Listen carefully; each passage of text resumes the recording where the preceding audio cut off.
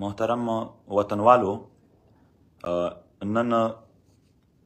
د ملي شهید ګیلمن په هکله د ملي شهید مور ته چې کله مونږ ودرېدلو او دا خبر مو ورکه، ته یقین ومنه زه مخامخ ولاړ وم، زه د یوې ځای ګواه یم. دوی وخندل، ما بیا مخ ورچک کړ، ما ویل کېدی شي زه خطا م ویې ګوره، ما چې د هغې زمونږ د ټول ملت د هغې عظیمې مور مخ ته بیا کتل، هغې خندل. ما ویل مورجانې ګیلمن شهید شو. هغې وویل چې څو میاشتې وړاندې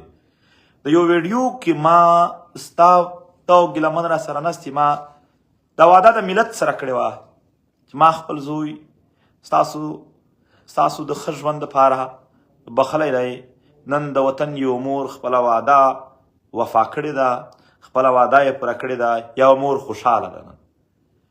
هغه بیا راته وایي نن د یو مور ته یو لوی اعزاز، یو لوی ویاړ حاصل شوی دی چې خپل زوی یې د دې ملت په خاطر قربان کړو. او هغې درېیمه خبره ما ته دا وکړله چې زما زوی یوازې زوی نه، دا د ټول افغان ملت، د ټول پښتون ملت زوی و، ورور و، د دغې خاورې د دغې وطن زموږ مور ده. او بیا یې ډېر ډېر په جرت سره، ډېر د خندا په غږ کې په جرت کې وویل چې مشه زما صحت اوس دومره نه دی،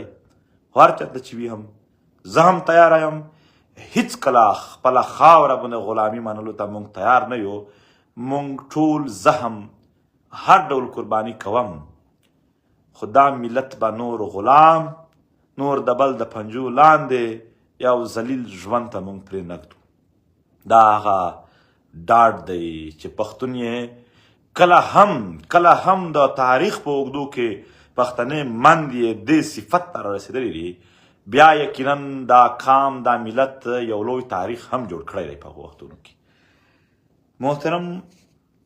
ډېر عزتمن وطنوالو، ډېر دروند قام یی، ډېر عزتمن او قدرمن خلک یی. اوس راځمه چې د ملي شهید د ملي اتل انتقام څه دی، یا زمونږ په لکونو شهدا چې شوي دي د هغو انتقام څه دی. زما د تحریک شهیدان ارمان لوني، عارف خړکمر او داسې نور د پښتنو نور مشران ټول د افغانیت د پښتونولۍ نشان و دوی. هغه شهیدانو انتقام د هغه نظام اختتام ته موږ وایو چې د کوم نظام لاندې هم پښتون بې کوره شوی دی، هم پښتون دردېدلی دی، هم یې په لکونو شهید کړی دی، هم یې د دوی د وطن د بربادولو دپاره د بیرون هېوادونو نه واخله تر اندرون ګډوډۍ پره د هر شي انتظامات کړي دي. او هم یوازې دا نه چې دوی زموږ دومره شهیدان وکړل، زما ملته، زما قامه، زما ولسه، دښمن تر دې هم لا نورې زیاتې خطرناکې ارادې لري. هغه د صف هستي نه ستا نام او نشان، یو نام وي یو نشانونه هم وي، دا ورکول غواړي. محترم ولسه، زما ملته، هغه ستا د خاورې هر څه، حتی ستا د وجود تر وینې پره د خپل کاروبار، د خپل تجارت یو سبب ګرځول غواړي. د دغې دپاره موږ یو اعلان وکړه، نن یې لږ دا ټول ولسونه که چا نه وي اورېدلي هم دا ورته ورسوئ. قومي عدالت څنګه کېدلی شي چې دا د دومره لوی ملت د انتقام سبب وګرځي، زه هغه درته بیانوم. څنګه کېدلی شي چې یقینا دا وطن نور د دغې غلامۍ نه ووځي. په هر یو، دا لږ په غور واروئ، په هره ضلع کې، بیا په هره ضلع کې، په هره علاقه کې د مزدورانو خپل یونین دی، هغه یو مشر لري. د وکیلانو خپل یو یونین وي، هغه مشر لري. د کسانانو، د بازګرو یو خپل یونین وي، هغه مشر لري. دا ټول د هغې مشران لاندې هغه خلک وي، هغه خپل لوکل مشرتبه مني پسې روان وي. د ټیچرانو خپل تنظیمونه دي، د هغې مشران دي، هغه په لوکل هم دي، په صوبایي هم دي، په ضلعي هم دي، هر ځای موجود دي. او هغه ټول لاندې دوی پسې هغه کسان چې کوم د هغې شعبې سره تعلق لري هغه پسې ځي. مزدوران دي د کویلې نه راواخله تر هر مزدور پره دوی خپل یونین لري صدران لري د هغې پسې لاندې ټول ځي سټوډنټان په یونیورسټو په کالجونو کې خپل یونین او فیډریشن لري د هغې صدران دي په هغه پسې یو کابینټ یو سټوډنټان وي مدارس دي علما دي په هغه پسې هم خپل طالب علمان زی هغه یې مني تاجر دی د تجارانو په هر ضلع او په هر علاقې خپل یونین دي محترمو د هغې صدران دي هر علاقې ولا هر ضلع ولا هغه پسې هغه خلک ولاړ وي سیاسي جماعتونه دي هغه ډېر پراخ په هر ضلع کې په هر ځای کې خپل یو مشرتابه یو څه خلک لري داسې ډاکټران دي او داسې وکیلان او صحافیان هم دي صحافیان ورځي خپل دي او دا ټول طبقې وهلې شوي دي دا ټول طبقې د یو درد سره دوی هم ټول تیر شوي دي یا تیریږي اوس یا ما دا درته وویل چې دښمن نورې هم ارادې لري دا څه نه ده چې په دغې ځای باندې بند دی تر څو به موږ صرف په جنازو راټولېږو تر څو به صرف د یو جنازې و سلامي ته ولاړ وو راځئ په یو روغه ورځ هم دا ټول راټول کړو علاقایي اتحادونه دي بیا د پارټۍ مشران دي زما ملته زما ولسه مونږ اراده کړې ده چې هر یو ضلع ته لاړ شو په هغه ضلع کې دا چې څومره هم ما یاد کړل یونین دي سیاسي خلک دي د دغو چې کوم هلته مشران دي ملکان دي خانان دي داسې وکیلان وال دي صافیان دا ټول هلته مونږ ورشو په خپله دوی ته دعوت ورکړو یو ضلع بیا بله ضلع بیا بله ضلع بیا بله ضلع دا ټول چې څومره زمونږ د سوات نه تر چمن پره دا ټول به مونږ راوخوړو دې ته به یو لوی ګراونډ چې هغه یقینا ظاهره خبره ده دا هر ضلع 3 4 5 شپږ سوه دا لوکل مشران راځي دا چې ته راټولوې دا ډېر لوی ګراونډ غواړي چې په هغه کې یقینا دا څه 1.4 زره د پښتون وطن د لوکل د کلیو تر حده پره نمایندګي او هغه هم داسې مشرتابه چې شاته خلک دي پکې هغه ټول موجود شي هغه ټول کینی بیا په یو سکرین باندې یعنی هو به هو چې څه شوي دي نه کم یادو نه زیات یادو دلته کېږي کله کله لږ ظلم وشي ډېر یاد شي کله کله ډېر ظلم یاد شي بیخي خلک پرې خاموشه وي یاد هم نه شي چې څه هم شوي دي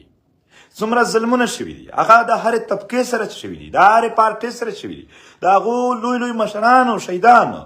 دغه ټول پیږي باندې مخامخ ورته وښیي چې دا د ټول کام حال دی دا د ټول وطن حال دی چې دا ټول وطن هره پیشه هره طبقه هر څوک په دې کې په دې ډول ودرېدل اولاد دردېږي لګیا دي او بیا د دغې وطن وسایل دي د اوبو بجلو نه راواخله تر مدنیاتو پره په سره ورځ یې در نه خوري ستا د وطن بچی تللی دی د نورو وطنونو کې مزدورۍ کوي خوارې کوي رزق هلته لټوي او خدای پاک دلته د سره زر نه واخله تر بجلو هر شی کافي ورکړي دي او په هغه بل ځنې حاذب دی ستا وطن ته د نوي اپریشنونو ډالري جنګونو منصوبې جوړې شوي دي محترمو تاسو په ډیورنډ لاین چې څومره ګیټونه دي په هغه باندې ستا تجارت ختم د عام ولسونو چې د چا لږ ټیکې هم دي لږ څه تجارت یې دی هغه بلیک میل دي ټول فوجي کرنلان او جرنلان او دغه ورته وایي چې که لږ د وطن خبره وکړه دا څه لږ دی چې روزګار دی دا دې در ختم کومه هغه هم په دې طریقه باندې لږ څه بیا په مختلفو شعبو کې چې پښتانه کار کوي هغه خپل کار کې دننه یو سخت ظلم سره دا ټول اپډیټه دا ټول تکلیف د دغې وطن د هغه غمیزه دا په یو سکرین وښودلی شي بیا به د دغې لوی میدان په شاوخوا کې نږدې کیمپونه وي واړه په دغې کیمپونو باندې به لیکلي وي چې دا د بنو دی دا وزیرستان دی دا سوات دی دا چې څومره ضلعې دي خپل نام به لیکلی وي دا د هرې ولسونو دلته به لاړ شي سیاسي ګوندونو ته به خپل ولګي هغه به هلته کیني دلته د حکام کې مسله څه ده مسله دا ده چې ملت اعتماد نه لري په چا دا ملت دا زما ولس قربانیو ته تیار دی خو آیا دلته یو اعتماد موجود دی چې دوی سره بیا داسې څه نه کیږي چې دوی قربانیو یعنی مونږ ټول ورکوو خو بیا چې یو نتیجه خو وي مونږ خو په سرونو نه یو په یو دا ملت نور بعد اعتماده شوی دی دا نور په تقریرونو نه تنګ دی دا نور د جلسو نه تنګ دا نور دا د دغو ځوانانو د لاسونه نور داس کوي چې بس دوی ورستړي دي راشته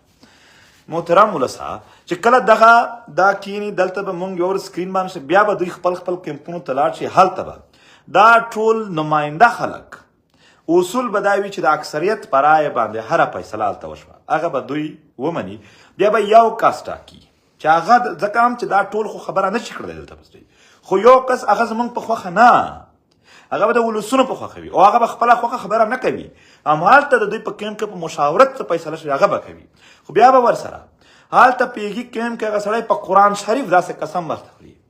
چې کمې بیا د خپلو خپلوانو نوکرې تللي، کمې بیا سر هم تلو، نه خیانت کوم نه د یو قسم قرباني نه سرغړونه کوم، دا به د خپل ولس مخکې داسې په قرآن قسم ورته خوري. او هغه ولسونه به هم دا قسم هلته ورته خوري. ولسونه نه دي، هغه د ولسونو نمایندګان دي چې مونږ هم او زمونږ پر شا چې څومره د یونین خلک دي، دغه به نه د قرباني نه سرغړونه وکړو او نه به خیانت وکړو. مونږ به هم په هر ډګر هر هغه فیصله پرېکړه چې هلته تاسو کوم یو مرکز سیټ کوئ د پښتنو هغه وکړله، یو لوی سیټ اپ کوئ هغه وکړه، مونږ به ټول په هغه ولاړ وو. د په ذاتي فیصله نه، هلته چې کومه مرکزي کېږي په هغه باندې دا به ټول راشي. یو ځل به د ولسونو د نمایندګان چې کوم دي د مختلفو پیشور د دې مخکې بیا هم خبره وشي. په دې کې به خامخا مونږ ګورو چې د چا سره ډېر ولسونه دي د هغې ریپرزنټیشن هم ښه وي او ډېر وي. دغه په هغه نه پس چې کوم نماینده خلک دا ولسونه خوښ کړي دا به سایډ ته کښېني، ملته بیا هم نورې خبرې نشته، یو پرېکړه به کوي چې دومره لویه مشرتبه او د هغې پر شا ولسونه موجود دي او یو لوی اعتماد په قرآن د خپل مور په پای او عزت قسم وشي. او تر هغې پس خو ظاهره خبره ده چې د پرېکړې نه پورته بیا څه نه دي پاتې.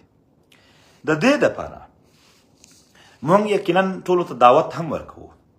سیاسي مشرانو ته به مونږ په لویه کچه په ډېر لوی پراخ لیول باندې ورځو، په ننواتې به ورځو چې تاسو به نمایندګي نه، نمایندګي به هم راغواړو، هغه به هم راځي، تاسو به خپل هم موجود کیږئ را سره، تاسو به خپل هم را سره کښېنئ هلته او په درانوي سره. زه نن ورته وایم دا به د ټول شریکه وي، دا به د ټولو شریکه وي او د ټولو نه دا خواست کوو چې راشئ زمونږ سره کامیاب کړئ. دا شی دا د ټول ملت دی، مونږ ټول ځپل کېږو، مونږ ټول وهل کېږو چې ووهل کېږو بیا یو بل ته صرف غرونو ته ناست وو، دا نه وکړل ما دا نه وکړل، نور دا پرېږدي، نور راځئ، نور وخت راغلی دی، نور وخت راغلی دی چې خپل ملت خپل ولسونه نور د دغې نه د دغې غمیزې نه بچ کړو او هغه نظام، هغه ظلم، هغه استعماریت وغورځوو چې زما وطن او زما ملت او زما ټول چې څومره ملت دی دغې په حواله سره دوی بیا د یو غلطې فیصلې خو نه هیڅ کړلو توان هم نه ولري، دغه د غورځولو وخت دی. نو د دې دپاره باید یو څومره هم په دې کې یو اخلاقي تعاون کېدلی شي چې هغه ټول را سره وکړي او هغه ډېرو تنظیمونو، ادبي تنظیمونه دي، نور دي، په دې یوه دوه ورځو کې روابط وکړل چې مونږ تیار یو، مونږ تیار یو. یقینا د نورو نه هم دغه خواست دی چې بیا مونږ په شریکه سیټ اپ سیټ کو او د دغې وطن دپاره یو لویه سیټ اپ وکړو. حقیقت دی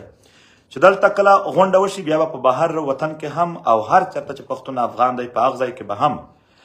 یو غونډې یو داسې قامي عدالت په نامه سیټ اپ کېږي چې هغه هم مونږ ته تجویزونه راکولی شي، هم تایید هم کولی شي، د هغې دپاره به هم مونږ کښېنو. او یو اخر خبره دا چې څومره پښتونولي، دا چې څومره د ورورولۍ جذبه وساتل شوه او هر چا وساتله، زمونږ له اړخه به هم هر وخت د دوی سره دا ورورولي او جذبه وي. محترم ولسه، قامه، ملته، خبرې ډېرې به مې نه وي کړې، پاتې شوې به وي، خو بیا به هم وخت په وخت کوو، خبره لګیا ده په مخ ځي چې هر کله ضرورت شه دا به بیا هم سره کوو. زه په آخر کې بیا خپل ملي شهید چې مونږ تحریک له اړخه او د ټول قام له اړخه دته د ملي شهید لقب باید ټول قام یې تایید کړي، دته د دغې ملت شهید په هره کچه او هره طبقه یې ومني او هر څوک مونږ طرفه یعنې دا اعلان دی چې دا ملي شهید دی، د ملت شهید دی او بیا یو لوی درناوی مونږ بیا هم ورته پیش کوو. او نور هم ډېرې خبرې شته خو فلحال د زمونږ د ملګرو سره د پی ټي ایم د مرکزیت سره مشاورت نه دی شوی، نو تر هغې مخکې کوله د هغو هغه مینډیټ ته درناوی نه کول دي، نو هغه به هم زه چې هغه سره مشاورت وشي وبه یې کړمه. او داسې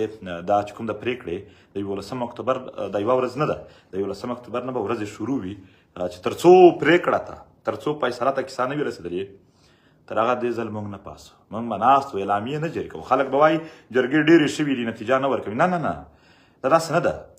دا په نامه د دغه ده چې نتیجه به اعلانوو هلته چې نتیجه یې دا ده چې تر څو یې نه وي اعلان شوي هغه ځای به نه ناست وو خدای مو آباد لره مننه کوم خوشحاله اوسئ